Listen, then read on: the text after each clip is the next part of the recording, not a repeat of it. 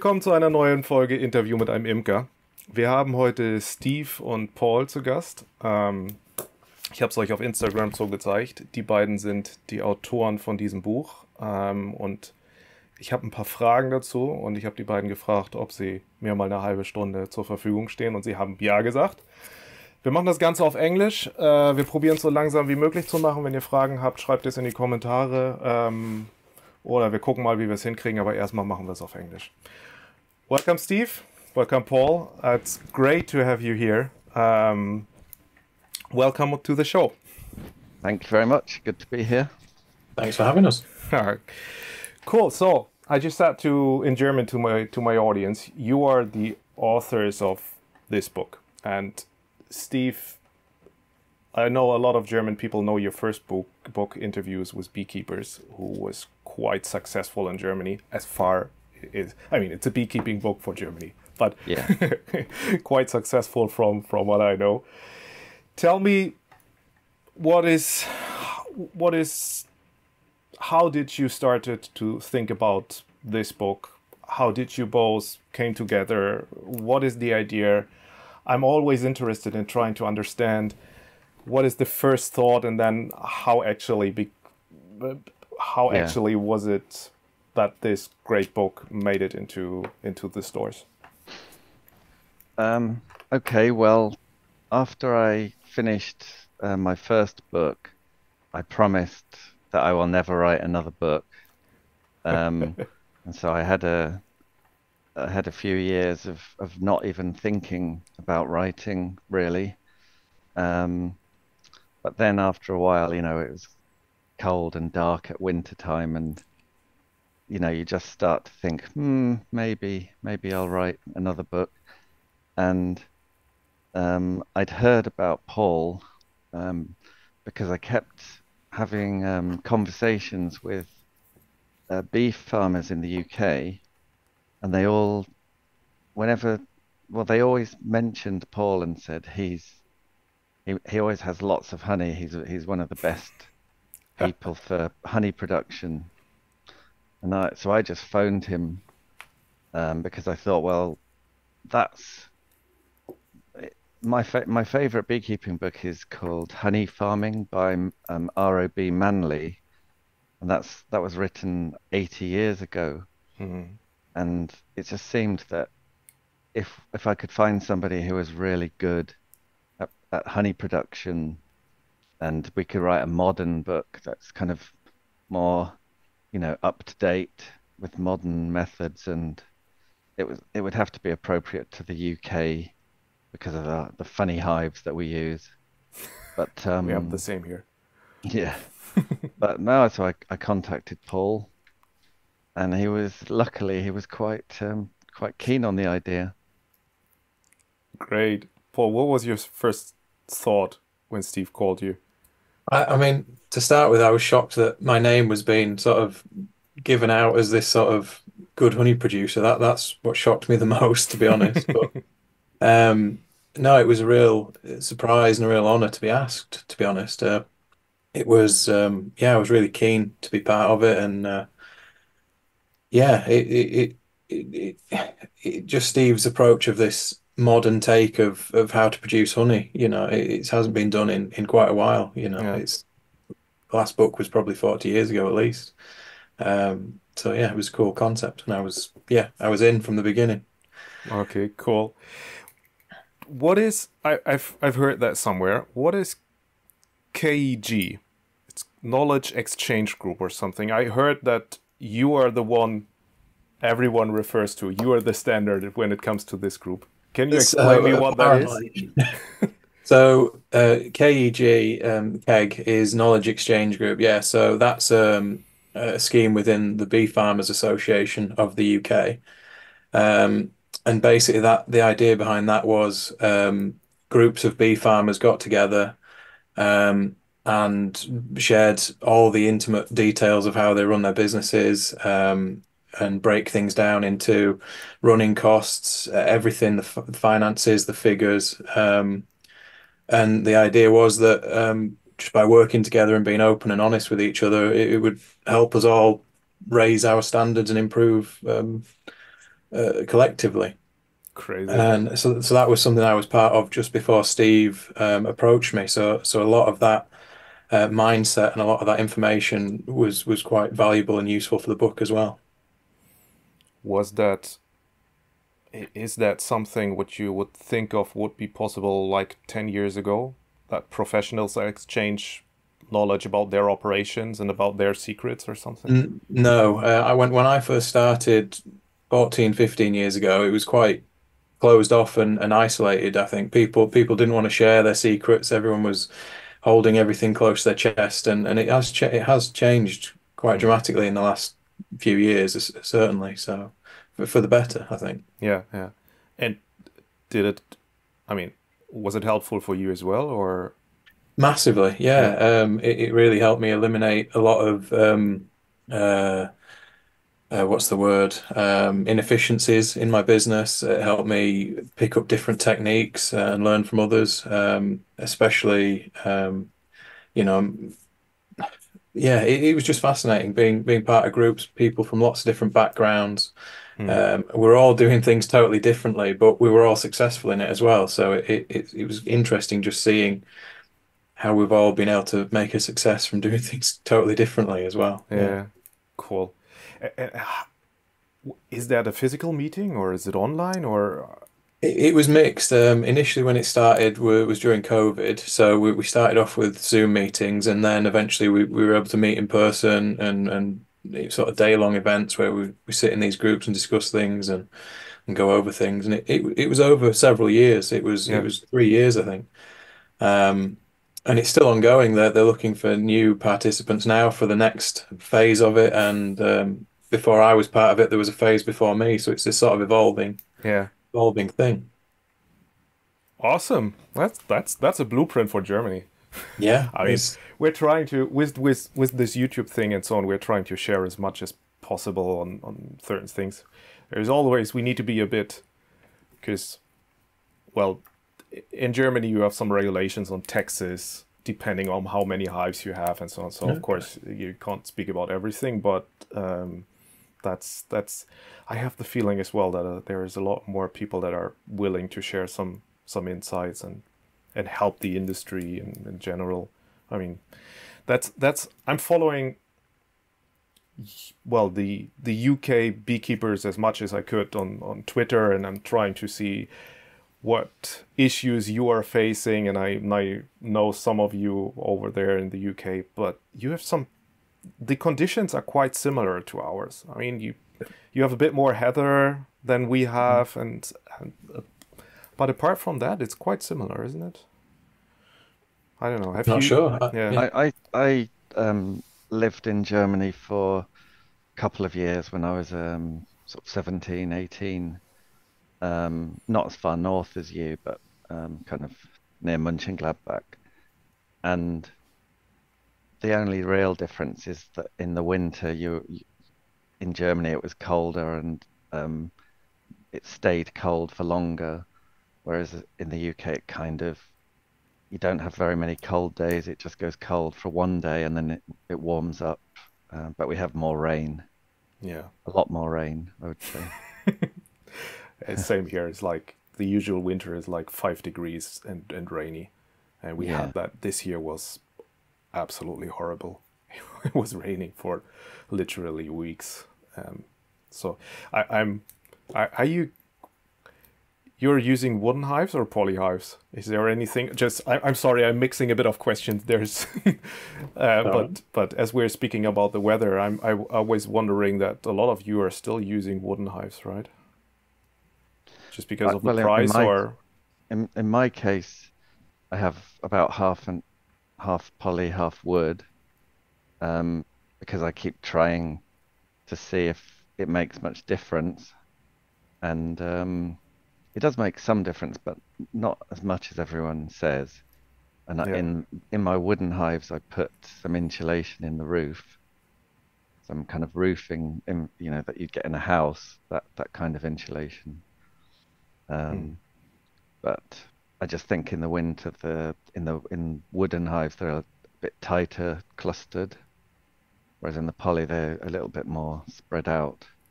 Yeah. But they both work. Yeah. How Yeah, about I'm solely on wooden hives, and I've never had any problems with them really. The bees seem to overwinter okay.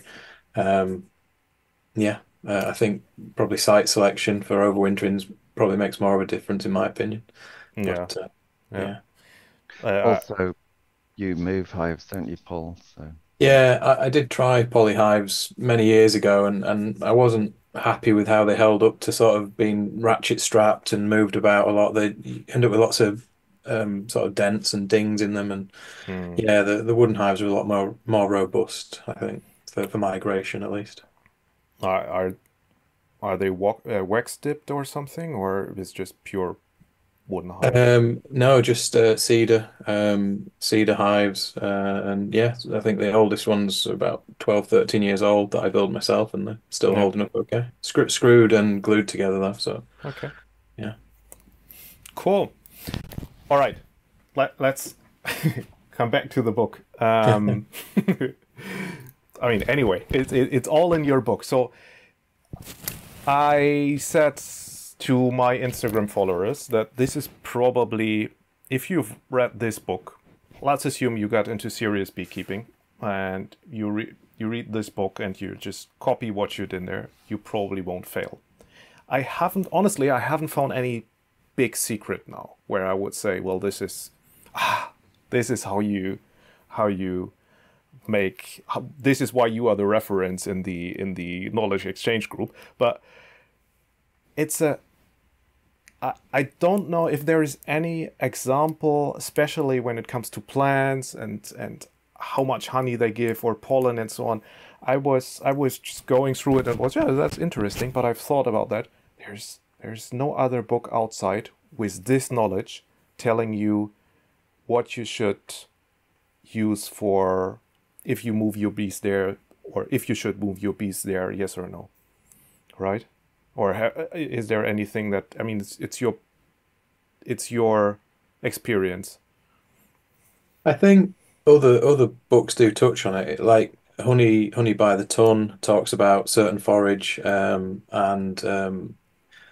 Manley's book as well. But I think going back to when those were written, the forage was totally different as well, and they certainly don't go into the detail of like the potential of the crops, like how much you could expect to produce, and things like that, and the densities. You should be maybe putting hives on certain crops to achieve the best yields. I think that's quite unique to us. Hmm.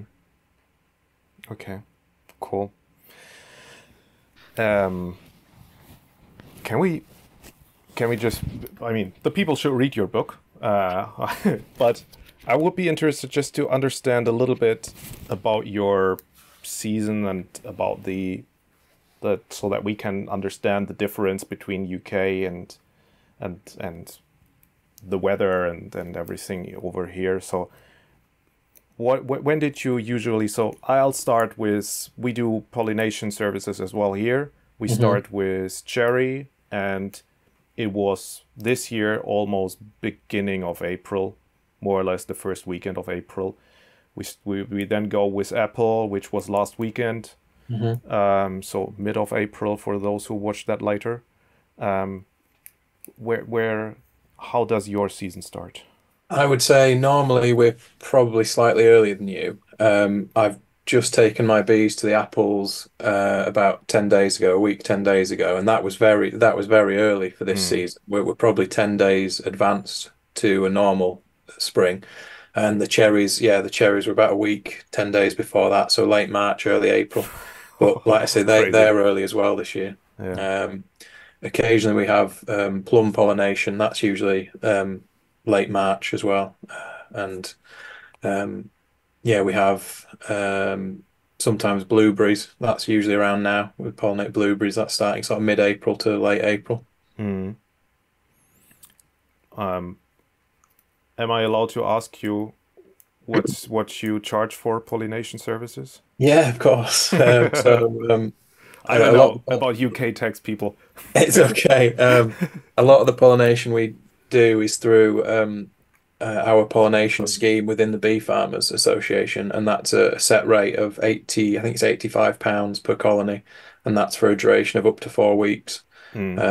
Any period after those 4 weeks is an additional 50%, I think, something like that. Yeah. Independent of whether it's cherry, blueberry, or what. Yeah, so that would be top fruit, soft fruit. If it's in tunnels, it's a slightly higher fee, and if it's in glass houses, it's over about 120, 130 if it's in glass houses. That's Yeah. yeah. And you said this the rates are it's the same rates for everyone. So or how do I need to understand that? Yeah, same rates for everyone. Same rates for everyone.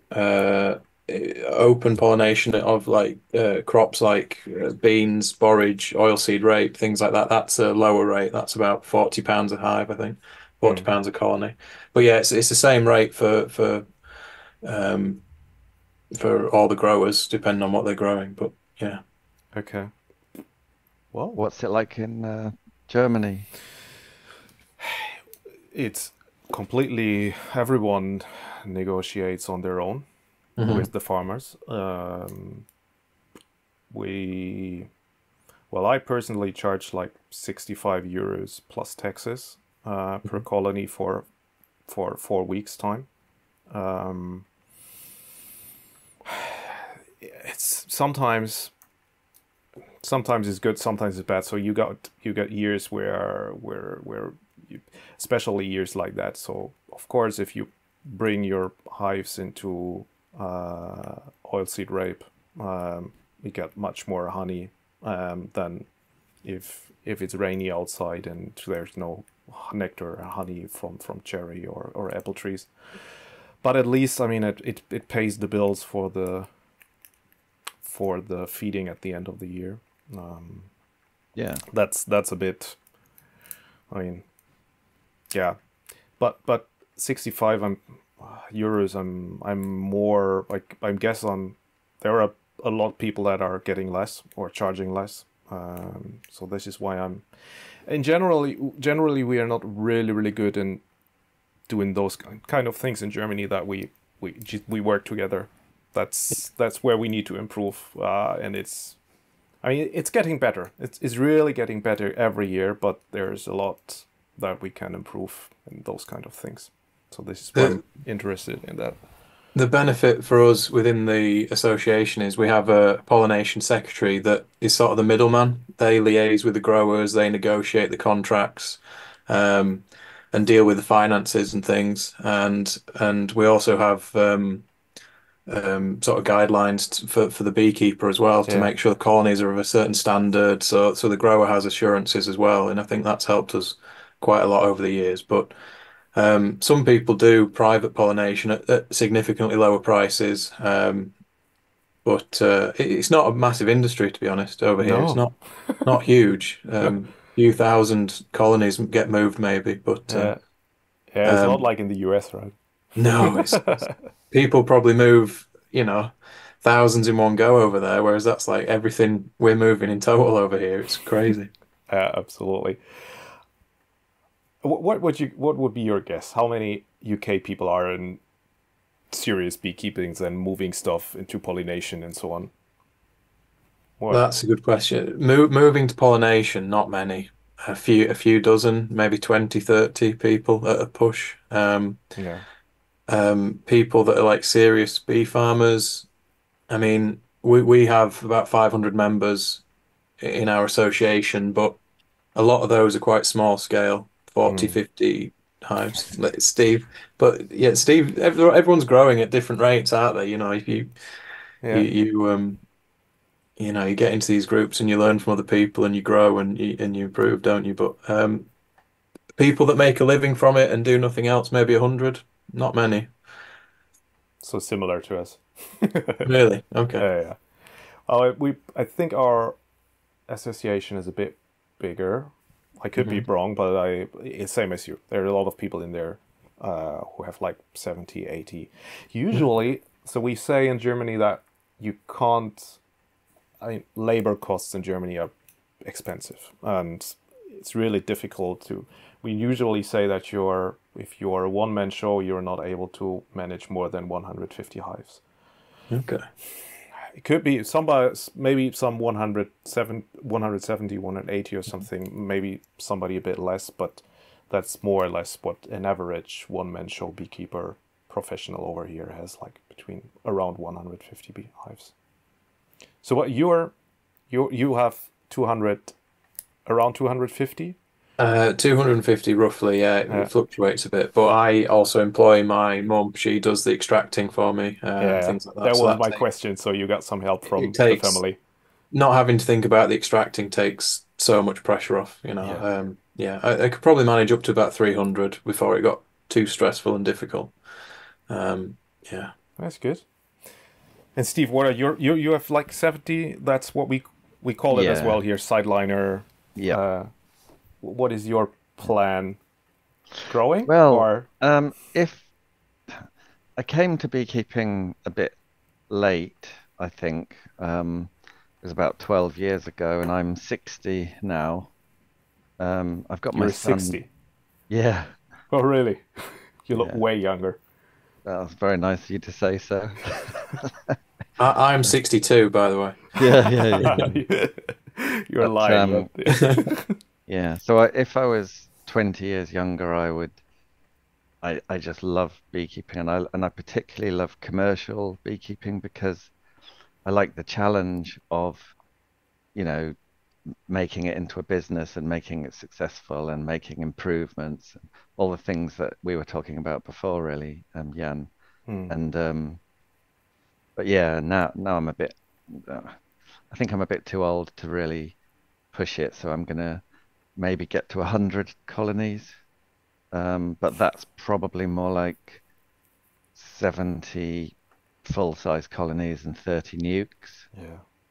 And then in the summer, I have loads and loads of mating hives and all that because I'm doing queens, which is my favorite thing. But I see I have, some similarities. yeah, I have about 4 customers that buy regularly from me. They're farm shops and things, and that I keep them stocked all year round, and I'm scared to get more customers because I might run out of honey. So I will expand a little bit, and then I can have a few more customers. But the worst thing you can do is run out of honey, really. That would Yeah. be terrible. I'd have to buy it off Paul. Yeah. And he's charging a lot, right? Yeah, Yeah, the price is going up. Yeah. Okay, cool. And your queens are also just for you, or are you selling queens, or? I sell them as nucleus colonies about now, Okay. because even with a nucleus colony, it can be a problem if people kill the queen or something and then they complain. Oh yeah. But at least with a nucleus colony, I can get £225, £250. You know, it's worth it. Whereas with a queen, I could sell her for £35 maybe, but Yeah.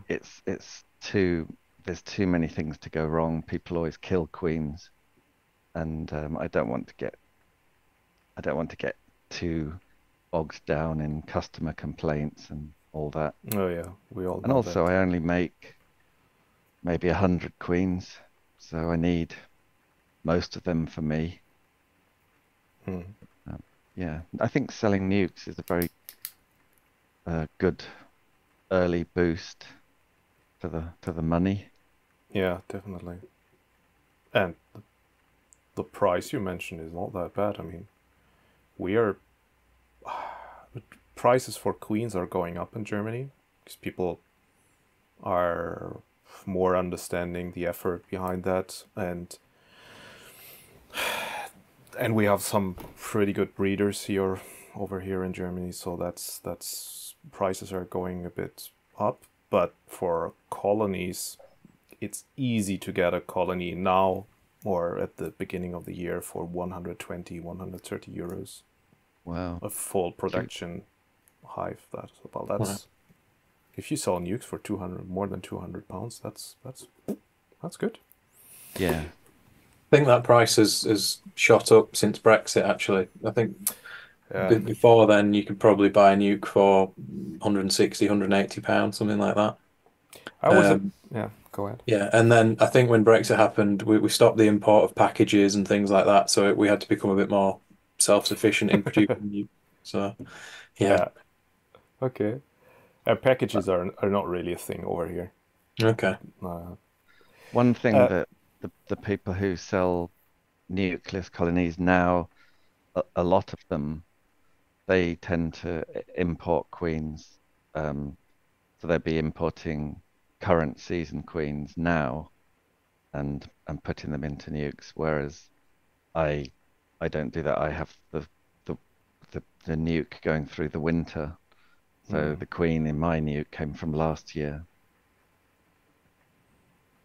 which makes more sense if you want to buy quality. So, I mean, of yeah. course, she's 6 months older than the others, maybe, but you know that she's laying, she's mature, so Yeah. and you know whether it's a good queen or not. I mean, that's good. How's the situation about queens right now in the UK? You were struggling a lot with Brexit and stuff to import queens, and is it better now? A lot of queens come in through Northern Ireland now. There's a loophole. Okay. There's a loophole there, and I think there's probably as many queens coming in through Northern Ireland as there is directly now. So I don't think the numbers have changed a lot at all since Brexit. It's just they're coming in a different route now. Okay. And your queens are coming from Yvonne in Yeah, Denmark. we've been using Evan's queens for about 5 years now, Yeah. 5 or 6, I think, and they do as well. We used a different breeder in Denmark the year before that, a guy called Soren Purby. His queens were reliable as well. He just seemed to disappear one day, so that's when I was introduced to Evan. I visited even like 3 years ago or something, and he told me that he bought an operation from his neighbor, so maybe that was the guy Maybe that that could be in disappeared. it. Such a nice man, though, isn't he, Evan? He is. He is. Yeah, so We were. knowledgeable as well. Yeah, absolutely. I just pinged him and asked whether I was in the area, and I said, Mhm. "Can I just come and visit you and we have a chat?" And he said, "Sure." Well, and then I was there, and we were chatting, and he was showing me his operations, and we were speaking English all the time. And then at the end, he said, "By the way, I can also speak German if you." So it would be nice if you have told me that at the beginning, but no, he's really nice and an impressive operation. So, yeah, good to know that you're happy with his queens. I've had queens, a breeder queen or two off, how do you say it? Peter Stoffen? Stoffen? You know him? I think he's Yeah, the north of Germany. yeah. He's isn't he isn't he a doctor? Yes, Something? that's Yeah, right. yeah. Yeah. But there's people in the UK that like in my first book, Peter Little is one of my favorite chapters, and he's died, but his son has taken over on the queens. So I have some queens of him, just to breed from, really, and they're very good.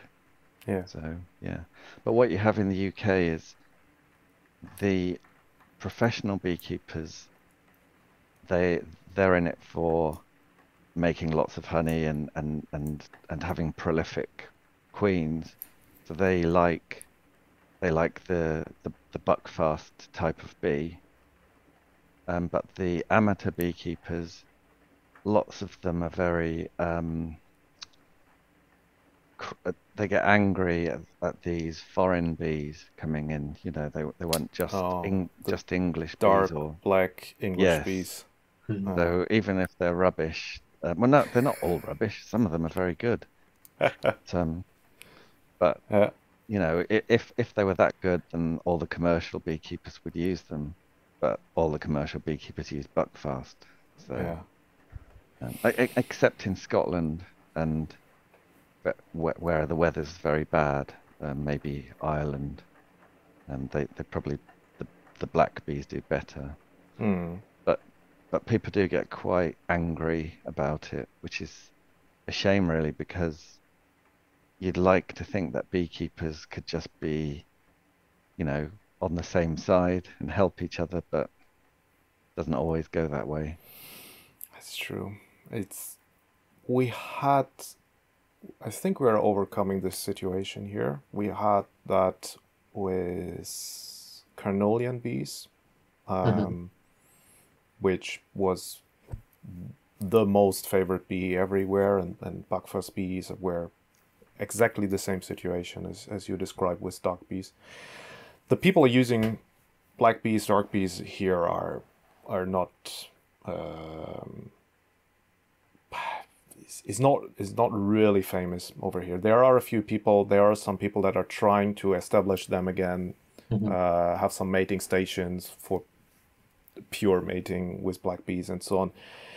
But it's difficult. We've all the possible places where you can do isolated matings are already occupied by either buckfast or carnelian or whatever. Even Mm. some of the islands that we are using are changing mid of the season, and they're doing both over there. But we are you aware about this? It's actually one of my questions. Over here. Are you aware about this Varroa Free 2033 thing, which is ongoing?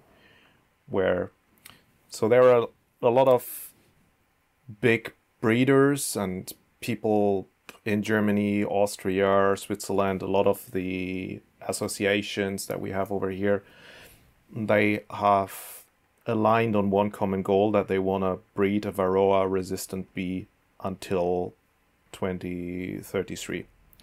And we already have bees that are fully resistant, but it's difficult to get that to everyone. You don't want to. I mean, the genetics. If you just, let's imagine you just make thousands of daughters and spread the genetics all over Germany, well, then you're stuck with one genetic more or less. Yeah. So they are trying to figure out what is the best way of breeding that. But actually, even if there are a lot of opinions whether this will work or not, it has helped that all of those associations came together and they have a weekend every 3-4 months or something where they just exchange. They have some great talks from great people over there explaining some things, and that definitely helped, especially between those black bees and carnelian associations and so on and so on. I'm just surprised that you've never heard about that. Well, No. No, I think the the nature of the UK is there's very few places where you can control the mating. Mm. hmm. Very few. So we just kind of accept the drones. The drones Yeah, come from wherever they come from, really. yeah. But Is it's is the thing about the Varroa resistant bee, because I've talked to Randy Oliver about this quite a bit, and Mike Palmer, and it's something that we all want, but it's definitely taking longer than people thought it would. And the thing that Randy Oliver was saying was that it's been quite hard to pass the trait down to daughters and granddaughters. It doesn't get inherited very well. mm-hmm. Um, and whenever you speak to people who are involved in this, they always say, "Oh, we're nearly there. We're just about there." And then you say, "Well, how long?" And oh, just another year. And it's always just round the corner. And Yeah, so I really hope that it happens one day, but I think it's harder than people think it's going to be. yeah, yeah. I I'd more or less totally agree. I was surprised. I mean, we have examples. We have some. You unfortunately, I just looked it up earlier. There is a book in Germany which was written by Paul Jungels. It's you would love the book. It's absolutely amazing. You read it like your book. I've read it 3 or 4 times. The first one. This one is I'm about to read it the second time. But Paul's book, Paul Jungel's book is amazing. He's the one that is also, and he did that more or less on his own. He has. I had his son in the interview here, and he told me, I think they have like a few hundred colonies, and they are treating like 20 or 30 colonies, and everything else just is untreated all the year. This is how far they've gotten. There are other side effects of that, of course, and you need the right area, not too much other hives in your area and so on. But there are people that are able to do that. But have you heard the talk from Randy about what he's doing on the National Honey Show, where he's saying like, well, I just count mites and I breed from the ones that have 0 mites, and this is how. Is that something which you've thought of in your operations? I do because I only do one alcohol wash, which is about June, because if you do them any earlier, then it's always low anyway. But normally in June, I can see if it's going to be, low mites or it's. I normally have kind of 0, 1, 2, 3, quite low numbers of mites in the wash.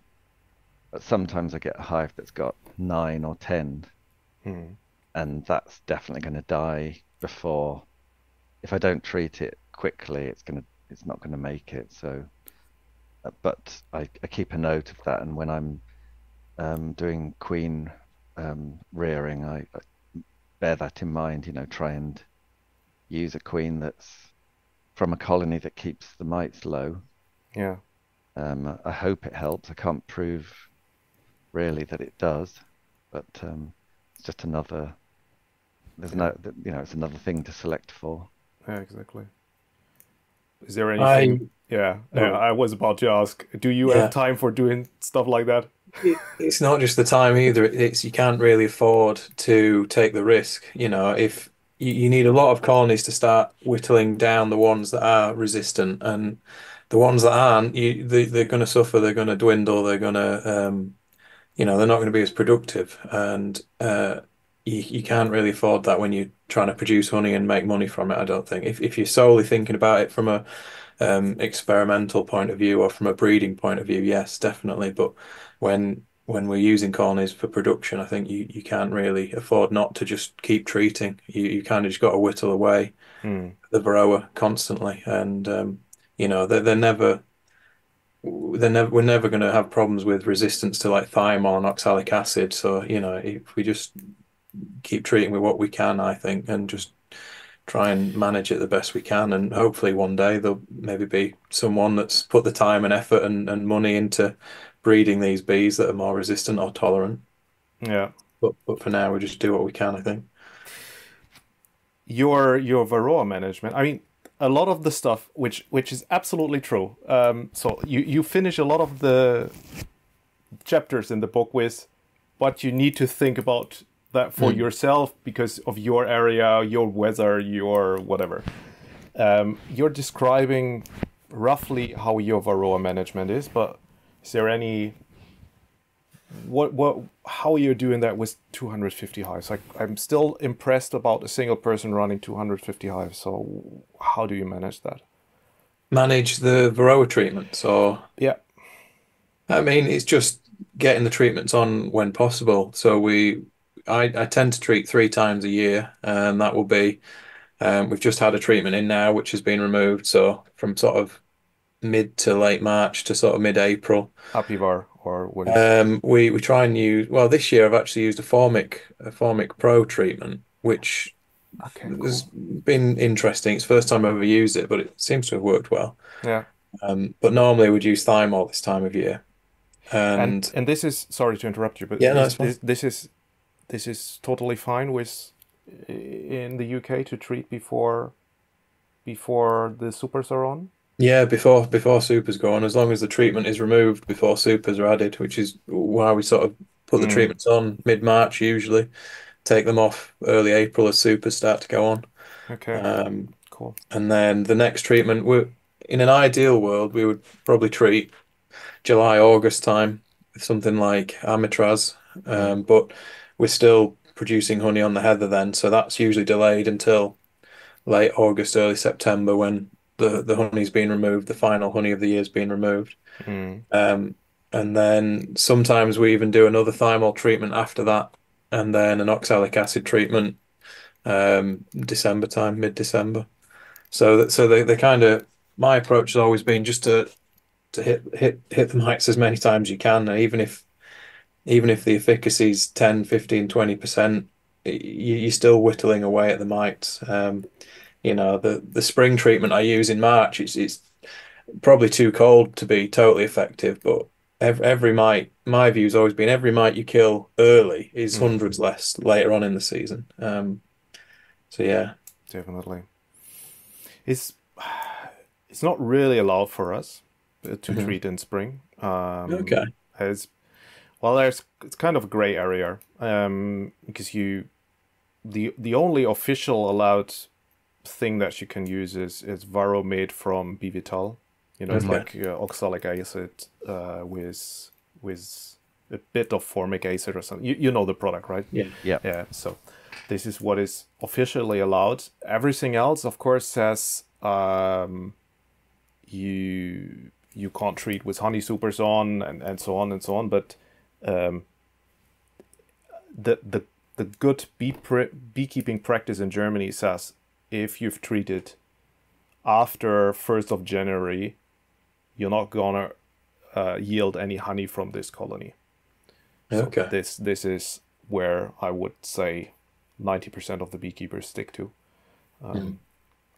And this is more or less also the official rule. Even if you, I mean, on the product, we use the same products as you. So if there's written on there that you can use that all over the Yeah. year without honey supers on, it's the same rules apply to us. But The, still, yeah, if the only rules we have are not to be used with honey supers on. So most of us just either treat before or after. So it's either early in the year or late in the year. yeah, But yeah, um, still, if you get like formic acid afterwards in your honey, you have the same issue as we have.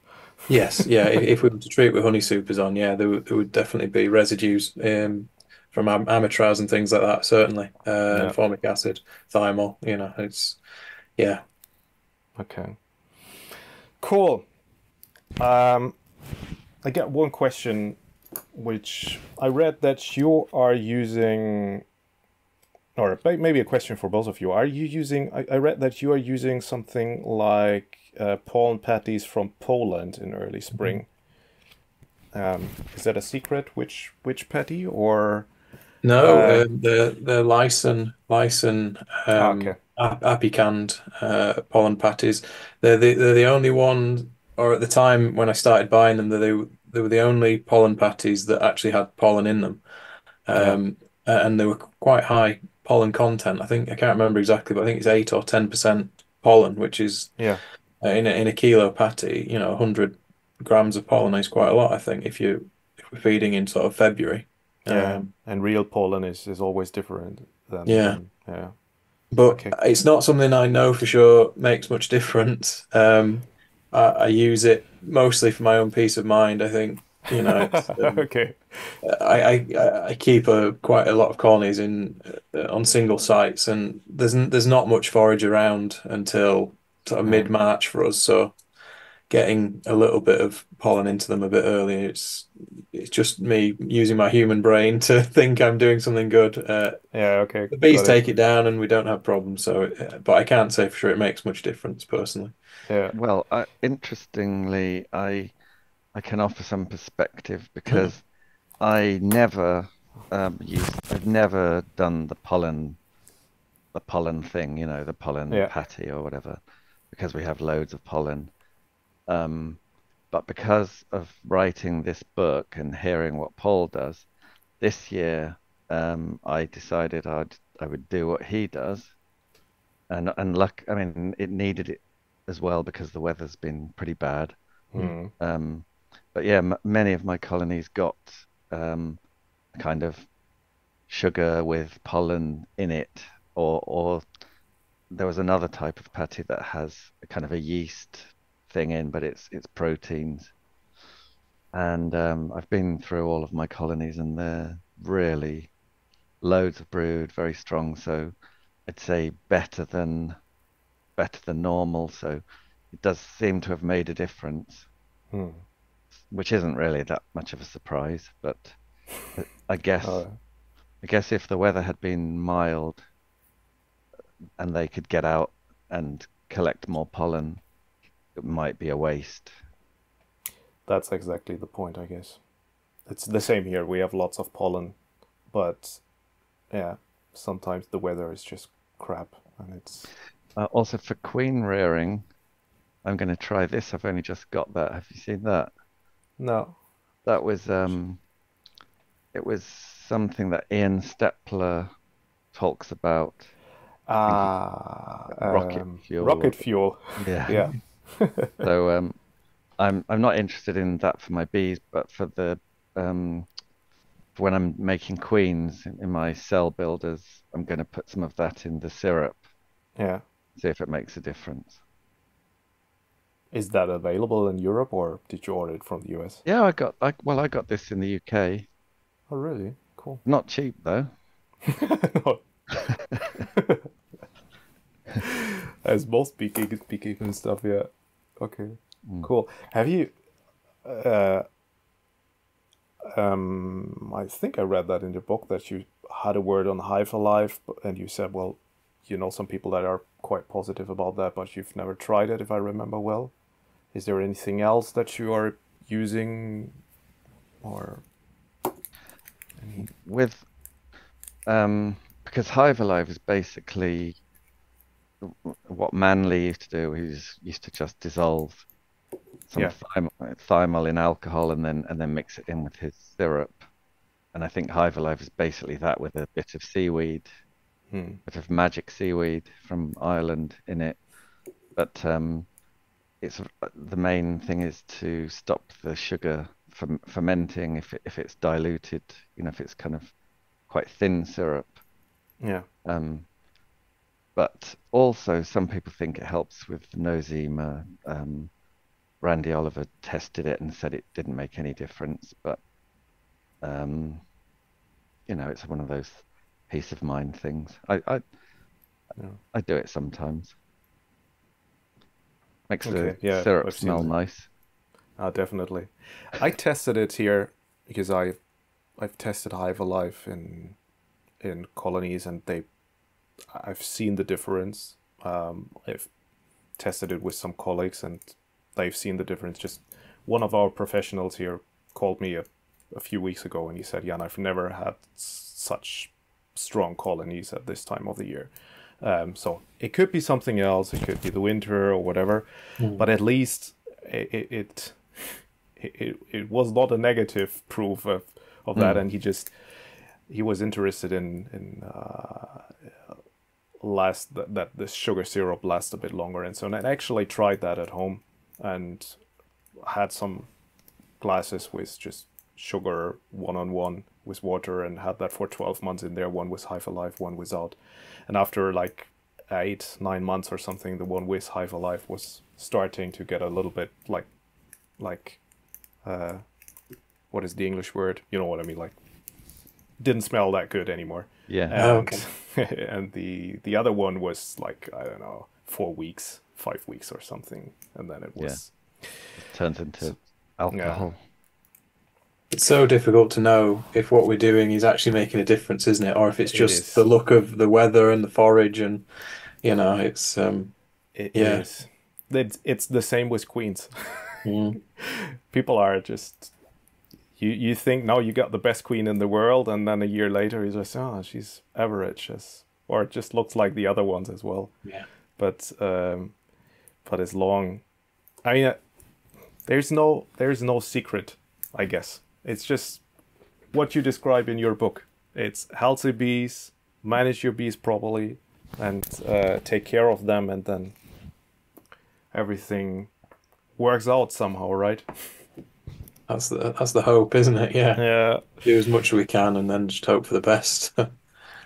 One Okay. of the different things with Paul though is because he's using National Hive, which is very small, and he's not doing double brood. The the the brood chamber is just brood. There's no you couldn't have any honey in there, and so that's risky from a swarm control perspective, but it does force every single drop of honey to go above. So that might help with the amount of honey per hive. Definitely. So it's not, Definitely. you have to be a good beekeeper to get away with it, because obviously if the weather turns and you've taken the honey, then they all starve. Yeah. So It's always- extremely risky, definitely. Yeah.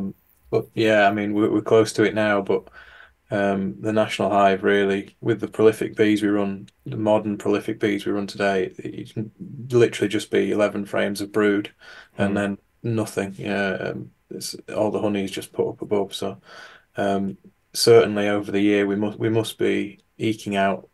I don't know. It'd be interesting to figure it out, but 5 or 10 kilos extra just from that.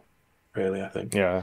And For we how kind long? of talk about it, but I don't think there's any evidence. But I crop the honey regularly because of how migratory we are. We have to take majority of the honey off before they're moved to the next crop, and they're moved almost every month to another crop. And I always do wonder, and there's a bit of discussion online about this, whether the fact that we're taking the honey regularly, it's pushing the bees to sort of forage more. I've I seen don't that think it's any discussion. evidence. Yeah, Yeah, but do they know that they're short yeah. of stores and go into a foraging mode because they need to replenish the stores because they've taken it? But again, it's just using a human brain to try and work out what bees are doing, isn't it? It's yeah.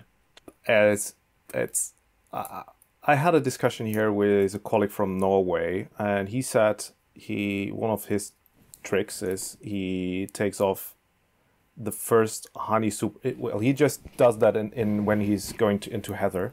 He takes the first honey super off early, because he said there's a clear difference. If you take it off early, they just try to forage whatever they can just to survive the winter, and then they will give you another super, while the other ones just lie down and relax and say, well we got one, that's all right. Yeah. But as you said, sometimes we are thinking bees are more humans than so I don't know. I don't know, honestly. But for how long do you use singles? Because I'm using it as well here, and our German national is kind of the same like your British national, and I would say like 5, 6, 7 years ago, it probably wasn't the same. Everyone was using double brood chambers. I think it's historically most beekeepers have in the UK have kept to single nationals. Oh, really? Personally, and mine are single nationals all the way through. We sometimes double brood in the autumn, but that's just to feed, mainly because when we're clearing the last honey supers down, it's just so difficult to cram all the bees into a single national in sort of August, September. So we'll sometimes double brood then just to feed, but then that second brood may get removed before winter or just after winter. But that's solely just to contain the bees. Okay. Yeah, we usually, because those bees, I shouldn't spoiler all of the stuff that you write in your book, but you're you're right. The bees that you push down into a single brood chamber are more or less lost. Yeah. So we usually use them, and if we have nukes, we just put the what is the English word for that? Sorry, I should have had a list with Okay. bee escape. So you put that on your nuke, and then you just put like 3 honey supers on top, and then they just run down, and you have your nuke is then completely not ready for winter, but it's completely full of bees, and then that's how we try to save the bees if we are overwintering in singles. And that works quite well, but as you said, it's always on the edge, especially when you have springs like that. So, yeah. And you are using Langstroth, or? I do, yes. Langstroth. Spent too much time. Yeah. Too much time with Americans, probably. But I think I start at the very, very beginning. I started with a few national hives, and then as soon as I saw a Langstroth, and I picked up the frame, and I just knew that was I just preferred it. But I don't think the bees care. No, definitely not. But it's all these arguments that beekeepers have about types of hive and all sorts of things. It's more about the beekeepers than the bees. Bees just get on with it, don't they? Yeah, that's true. That's true. I was visiting 2 years ago one of our famous beekeepers who is doing heather honey. So the area where I live, like 50 kilometers more to the south, we have the biggest heather area that we have in Germany. I mean, not as big as yours, but that's where most of the heather honey in Germany is coming from. And he was actually having 2 types of hives. Just he's having Dadant hives for their normal all year colonies, and then just the ones in the heather are made up. If I remember well, made up as a nuke early, and then they build up, and then he goes with a Langstroth single brood box, maybe even a follower board, just to have only brood down in the brood box, and then he goes with that into the heather, and he says that has dramatically improved his honey yield, because the Dadant hives are just too big and they store the honey everywhere and so on. So it makes a bit of a difference for the beekeeper, but the bees probably don't care. Yeah. There's a technique for the heather over here where in July time we'll cherry pick our colonies that will go to the heather. I don't practice this, but a lot of quite renowned bee farmers do, where they'll cherry pick their colonies and then they'll take brood from other colonies and put it into the heather colony and just give it that boost, so that they're just absolutely crammed with young bees hatching out just in time to go to the heather, and that's supposed to work quite well. Okay. I've heard from a lot of beekeepers that when you go to heather, you need to have colonies that are on the upwards trend. And yeah, really. Is that the same for you? I think so, yeah. When they're starting to sort of dwindle and shut down, they tend to just close in on the heather. You know, they backfill the brood nest, and you still get some honey, but not the best crops that you could get if the colonies were just peaking right for it. Like you say, early nukes usually are perfect for August. You know, if you're making a nuke up in late April, early May, timing's perfect really for peaking on the heather. Oh, cool. All right, 50 minutes ago I said last question. Now really last question. What is the best way of buying your book so that you earn the most money out of it? Because you spent the effort on writing that book, so you should get paid as much as possible when people want to buy that book. Where is it? I don't think it's going to make much difference to our money where you get it, really. I think so. You earn the same thing if you buy it on Amazon or on your local. Probably the best place is the publisher, which is Northern Bee Books. Okay, link is over here. But they're in the UK, and it's much easier to go to Amazon or some online store, and The only thing is there's different print qualities. I think some places they have it better than others. Yeah. Yeah. One thing we haven't done a digital version, an ebook, but I think it's something that we might do in the future, and that would make the cost for um, your listeners less, because it's quite an expensive book. And also, it may be possible to translate it using ChatGPT or something, and but then we would need an actual German to tidy up the silly mistakes. But, No worries. Let me know. Always a pleasure if I can help. yeah. But yeah, I read your first book as an ebook because it was like, I don't know, like 10 euros or something, or 12 euros. Absolutely. Still, if you haven't read it, do it.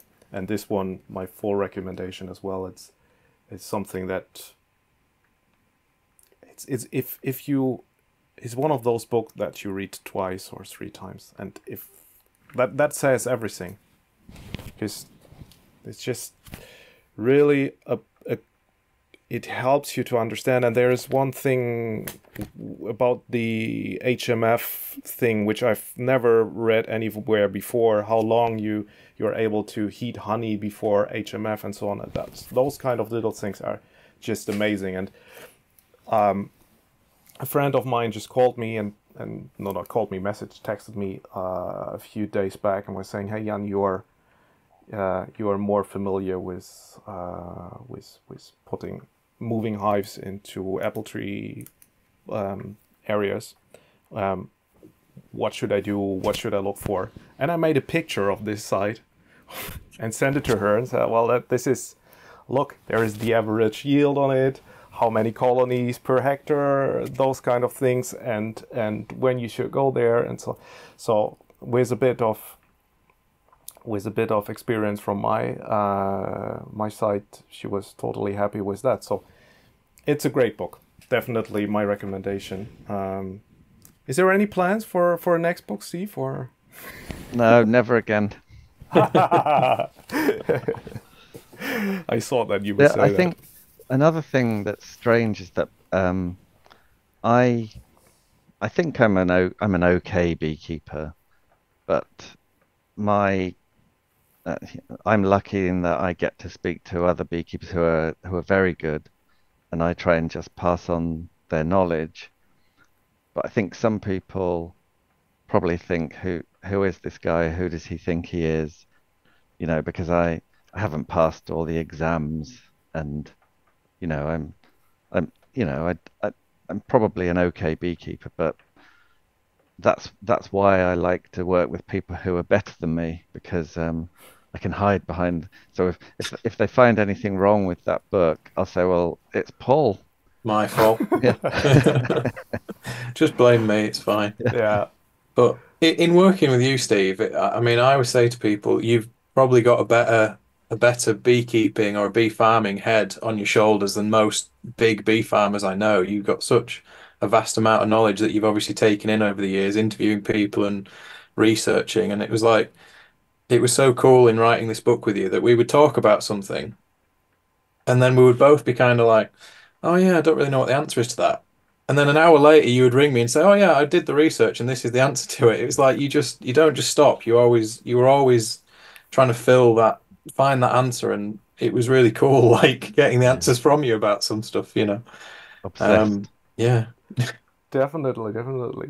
I remember you even that's years ago. You even asked Mike Palmer for me because I got a question on your book, because he was saying something about spraying during pollination in apple trees and stuff like that, and he had issues with that, so he's not doing that again.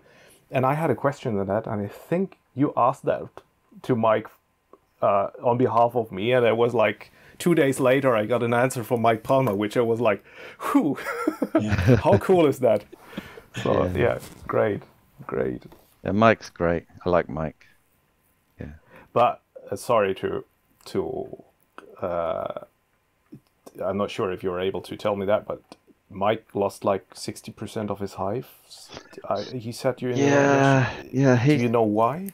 yeah. I think well, he thinks it's to do with what they've been spraying in the Oh. fields near his bees, and because he's done laboratory tests um, on the dead bees and also the combs to look at Hmm. what's in the pollen, and it's much higher than it should be. So Hmm. he thinks that it's some kind of it's either built up over the years and now it's hit a tipping point where it's Okay. just too much. Um, but you know, it doesn't sound good, does it, when I tell everyone that there's this great beekeeper, and then they say, "Oh, how many? What were his losses? Oh, 60%." Yeah. Hmm. Doesn't sound good. But But it's also about being honest, right? Mm. yeah, There's a lot of things that are out of our control. You know, we have a real problem over here with paralysis virus. Hmm. And it affects the best of us. You know, I've got colleagues who lose 30, 40 colonies a year and they just cannot control it. It just wipes out colonies. There's nothing they can do about it. Hmm. And yeah, there's a lot of things out there that's just going to hit you no matter how good of a beekeeper you are, I think. you haven't got Asian hornets yet, have you? Southern area of Germany, not yet in the northern No. part where I live, but yeah, my colleagues in the south are struggling with that. Yeah. Not as much as Richard is struggling with that, but I mean, they seem to get along with it somehow. Mhm. For us, we are again totally unprepared. Everyone knows that this is coming, but we're Mhm. still unprepared. Yeah, I mean, it's just a big wasp, really, isn't it? Yeah. Yeah. I'm not sure if they are wiping out like half of your colonies if you would still say that, but No, no. When there's a guy called, I think it's Ben Poirot in France. Um, he he was talking to the bee farmers about um, hornets because they've lived with them for a long time, hmm. and he was saying all the things they do, and one of the things is when the bees don't forage because they're too scared to fly, that they feed the colonies with the protein patties just to keep them ticking over. Um, but he was saying that most of the time, just kind of reduce the entrances, and eventually you can get to winter and keep them alive, and then the hornets go. But if it gets really bad, you just have to move them. He's saying if you don't Yeah, move them, they're dead, basically. I can't imagine. I mean, Varroa is already, but I can't imagine just doing beekeeping just for keeping them alive. That's really. I mean, we are luckily in a situation in Germany that we have enough treatment methods that you can make it through the winter with like 10% losses. There's always a dying queen or whatever, but Yeah. 10% is I would say not a miracle for most of us. And yeah, that's I mean we should keep bees and not just manage Varroa. That's not what I want to do. Yeah. Also, I mean, in nature, um, the a hell of a lot more die than Yeah. than that. I mean, in nature, most swarms die. There's lots of death. Um, if you lose 10 or 15%, that's probably pretty good, really. Yeah, and it's also about genetics and so on. You shouldn't let any genetic fly in the next year and just try to push it through every winter, and then you have the drones flying and keep spreading this genetic. So we really try to at least on a high level in Germany with this Varroa free movement, we are trying to establish methods where we maybe in a few years time have some queens where we I mean the good old days where you just do oxalic acid once in the winter and then you're good for the season. That will be perfect. Mhm. So well, Yeah. there is a lot of us are now into caging queens and just doing one oxalic acid during the season and then maybe once in winter. A lot of us are already trying to get rid of the winter treatment and just do it once in the summer. But it could only get better, I guess, if we don't get Asian hornets and small hive beetles and stuff like that.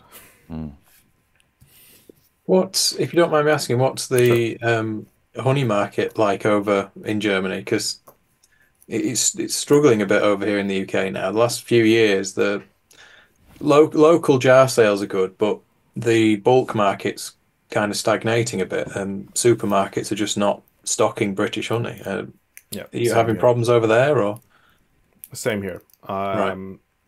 So I don't remember, it was a UK colleague who was posting on Twitter something like there was honey from Ukraine or somewhere like available at the port in Hamburg for £1 per kilo or something. Yeah. Where you say, oh, how should you produce honey for how should you compete with that?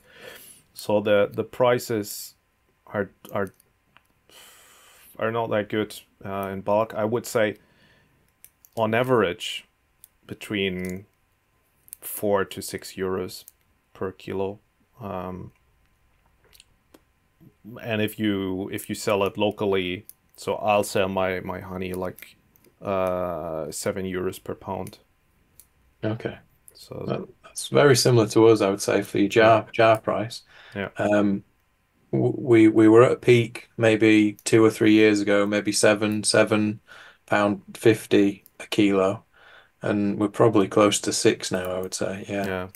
But it even depends at that price, on it's which honey. slow. And, Yeah. Yeah. But we're trying to do everything what is possible just to keep that somehow. The worst thing from I'm not a professional. I'm more hobby than sideliner even. But the worst thing what could happen is that this industry dies because nobody can make a living out of that, and then pollination dies and everything else afterwards. And this is what I would really feel sorry for, though. So even if it financially does not impact me, I'm still very, very concerned about that, and I'm trying to do whatever is in what is possible for me to help people to be aware about what is the issue that our professional beekeepers are facing. And probably the same with you, Steve. You know a lot of people, and we're just trying to help professionals. If we just connect people, it's sometimes now if German people hear that there's something like a knowledge exchange group where it has benefits for everyone in the UK, where they share some stuff. If our professionals are thinking that this is a good idea and they can use it as a blueprint, then my job is done. Yeah. I mean, we have problems with all farming, not just bees.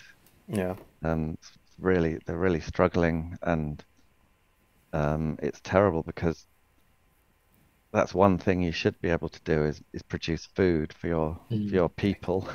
Exactly. But yeah. That's an issue, and we've seen the protest everywhere, and I guess the situation is quite similar to us.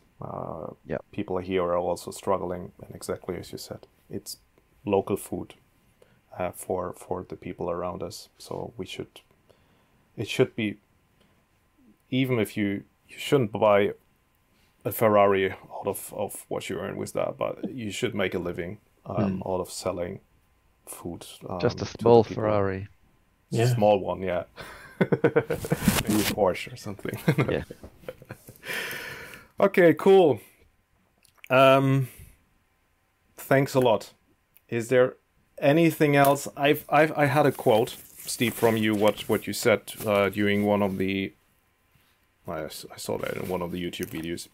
You said, "I would rather learn from someone with knowledge and experience than someone that just talks the talk." And I think that summarizes completely what is in this book, right? It's about your experience, Paul, about how you manage your operations, about what you both have researched. It gives a lot of freedom for people to do what they want without just following what you are doing. But it's a great help for anyone who is a bit into serious beekeeping. Yeah. Well, thank you for spreading the word. It's nice, and it's nice to meet you. Yeah. Thanks. It was nice to meet you too, and a lot of fun, I guess. I hope my German followers will But as I said in the mails to you before, it's my channel. I speak to the people I would like to speak, and if it's in English, then it's in English. I'm sorry. But I'll help the people in German afterwards to answer their question if there is anything. All right, guys. Thanks a lot. Thank you. And we stay in touch.